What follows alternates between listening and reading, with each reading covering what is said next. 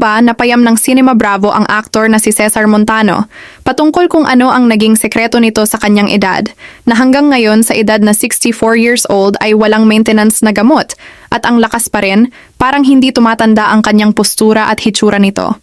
Simple lang ang sagot ni Cesar dito. Pagdating sa exercise ni Cesar ay walking lang talaga everyday ang kanyang ginawa at pull up, pero sa bahay lang niya ginagawa ang mga iyon.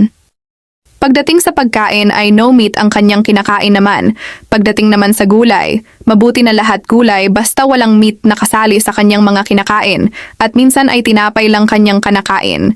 Kaya hanggang ngayon ay ang lakas pa rin ng aktor dahil disiplinado niya ang kanyang mga kinakain at mga ginagawa sa kanyang buhay. Pero sa 64 ka, wala kang maintenance or wala Oo nga, ano sikreto mo daw? Wala akong Ano sikreto mo sa health? Ba't di ka tumatanda? Wala akong maintenance. So everyday nag-exercise ka? I exercise, What about the food? Kinakain? Anong mga bawal sa'yo? I eat less. Kung dapat ako, kung makakakain ako ng, basta ang target ko palagi, one meal a day lang. Oh my God! Because that's healthy.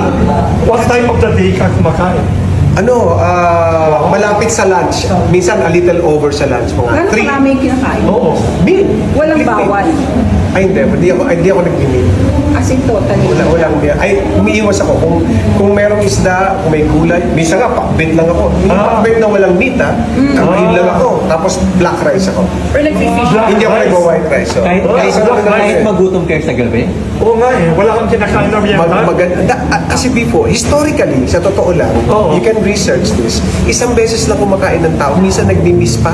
Ha?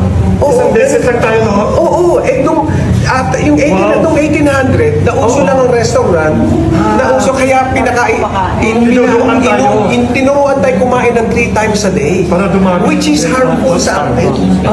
Oo. Anong ginagawa mo in between na isang in-meal niya? Ano? Pwede, Ayan, ang kamuling pwede, Oo. alam mo, Pasok, pandesal. kumain ka ng pandesal dito sa kamuling. Yan lang ang kakainin mo everyday, pwede na. Sabi pa naman ni Wilson, masarap kumain ng Oo nga, oo nga. meals. Grabe. Malamadan mo ng okra. Hindi ako mahilig kasi ako sa okra, sa luyot, yan. Kaya makain Ano naman mga yan. hindi- Actually, tinatanim ko yan. Tinatanim ako, I love farming. Ano mga hindi mo iniinom o kinakain? Sabi mo wala Hindi kang ako, soft drinks. no soft drink sa bahay, bawal ang processed food. Walang Sa bahay. processed food. Wala. Canned food, yung may preservatives. As in, walang gano'n. Junk food. Mga chocolate. Hindi ako Kasalanan natin. anything that has white sugar, nilalagay ko sa akin. Anong exercise mo? Wala, light lang kasi pag 64 ka na, Example. walking, kailan nag-walk ka? Okay. Oo, walking. Hindi mo kailangan ng heavy weights. Dapat ano ka lang, yung Walking na. tawag dito yung body weight lang. So push-ups, kaya ng palaki ng dibdib mo ng push-ups. Gano'n ka Tapos meron akong diligay sa CR ko na pull-ups, yung baras. Oo. Dapat nakakabaras ako ng 10 palagi. Kasi para I can carry myself. Kailangan, Gano'n ka ilang beses? kaya ko mag-30, tapos 3 sets. Kaya mo? Kaya mo ano? Baka natin. Kasi ano siya eh, talagang pinapromote niya yung kamuling. Oo nga. Ilang oras ang tulog mo?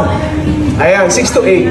Tapos pagkapos yung tulog mo minsan sa gabi, pwede magdanap ako sa hapon, babawiin ko sa hapon.